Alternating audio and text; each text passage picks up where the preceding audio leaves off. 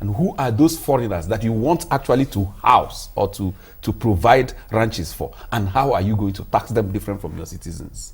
So that way, anybody who is outside of those regulations, you can prosecute.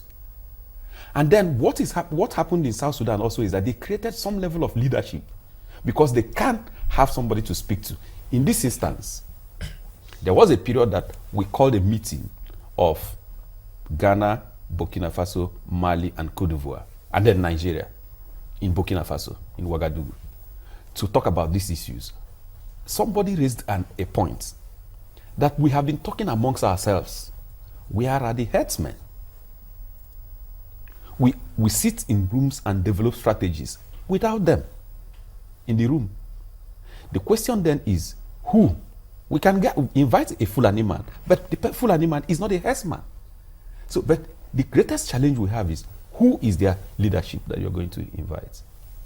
So we've not created that kind of forum or regulation that will enable us now have leadership within those causing the menace. Two things pop up. Pardon me.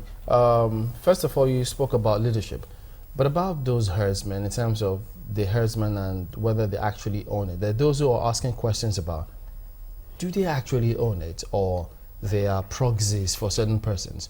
There's a school of thought that says that it is those persons who they are proxies for, some of them, who allow them access those arms and light weapons, because will they sell heads of cattle to go procure AK-47 assault rifle?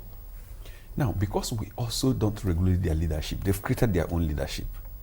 To the extent that if herdsmen are facing problems in Ghana, those in Nigeria will support them with arms. That's the way I am telling you now authoritatively, they have a network. Is that bad? And they kind of assist one another in times of need, including contributions. You don't contribute money, you have to contribute human beings to support. Human beings? Yes, in terms of, okay, I'm giving you, we are already from Nigeria, we are giving you 10 people to support this fight. So, because like they feel that... We're talking about mercenaries now. Yes, mercenaries. So it's like proliferation of mercenaries across the Sahel. Does ECOWAS ever discuss this? Because how does it miss the security network? Now, the greatest problem ECOWAS is facing is that it cuts across countries that are not even within the community. That is one of the greatest problems ECOWAS is facing. So you can table it in the ECOWAS as a community, but it cuts across Chad, Cameroon. The ones that affect ECOWAS countries? No, it doesn't stop. But I'm saying that we need to look at it holistically. First of all, we need to raise some level of national responses. We need to also go at the level of ECOWAS and raise sub-regional or regional approaches. And then even at the level of African Union, because it has become a great problem.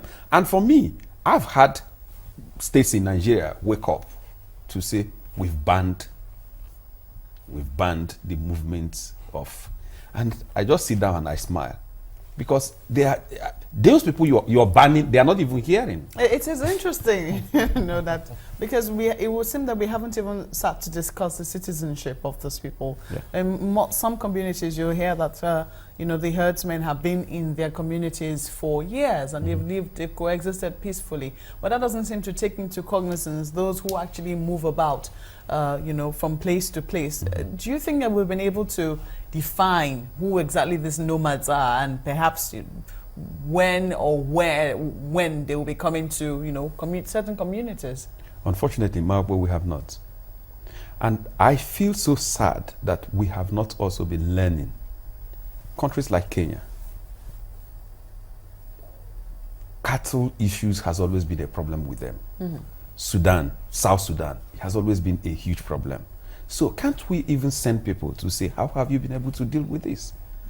Maybe it's happening, but I'm not seeing that translate into some of the policies that I'm seeing. Because all I hear is we have banned them. And you cannot, even deep down in your heart, you cannot. In fact, somebody was saying in the southeast, where it has started occurring in Enugu, why can't they take example from what they have done in Ogun State by banning the That for me is nonsensical. You know. Just wondering though, you're giving the example of Sudan. Just wondering, do you think that example can work here, considering how we are and our, our tenacity with land? No, it can work. In the first place is that we have a land tenure system that is even better than most of these other countries. Our land tenure system basically said all land belongs to government. So I think that because we are not just looking at solving a problem, we are also looking at a means of generating income. How do we have an agreement with landowners to say, if these people are here, they become even your tenants? How is it that we are able to deal with the issue of all these marks, MTN marks, and communities have given their land and they are able to go into this kind of partnership? The second thing, like you said about citizenship, how are you now able to define who is a Nigerian and who is not a Nigerian, knowing fully well that this exists? So the only way to do that is that you provide regulation, and if anybody is coming in, they get documented. In fact, South Sudan is so organized that every quarter there is a census of your cattle. Whether you have new cattle That's South or you have Sudan or South Sudan? South Sudan. That is currently going South through Sudan. a war? No. You see, what happened in South Sudan is that because the two major issues that they almost had before even they became a state was the issue of secession, which was leading to referendum, and then cattle raiding. That was the two major issues that was confronting South Sudan. In fact, when we developed the early warning system we developed for them, it was on these two issues. So a lot has happened. Almost all development partners that go to South Sudan, before they even became a state, was supporting them, like Oxfam, for example, how to have a water point. So they were already very well organized. So the major problem South Sudan is having today is not more about cattle. It is more about leadership. How to now transit from the former Sudan to South Sudan. And that has created a lot of ethnic and identity issue. No longer on cattle. When we talk about they can now use cattle as punishment for the other ethnic group. But it's not about their movement. Their movement is well regulated. Getting them to come on the talking table. What about the group, the Miyetti Allah group in Nigeria? They have a leadership yes, they do. In place, yes. which we thought should have also been invited for some peace talks and understanding by your organization. We've worked with them in Jos, but they are more of a religious body than anything that have to do with influence. Of course, you can argue that more than 80% of herdsmen are Fulanis. But these people, because over the years, we have also looked at them like people who are moving, people who are nomads. They have created their own internal leadership. That we can no longer just sit and say, Miyetti Allah will speak on their behalf. Because if, no, you, it's say, not if, true. You, if you say, how will they get to hear these stories? Some will still argue and tell you that these are almost the most informed persons. They are always with their transistor radios. Yes. Even in the thick of the bush. Yes. You've seen some of them. Yes. You've worked with them. Yes, but again, you can walk through Miyetti Allah to regulate them.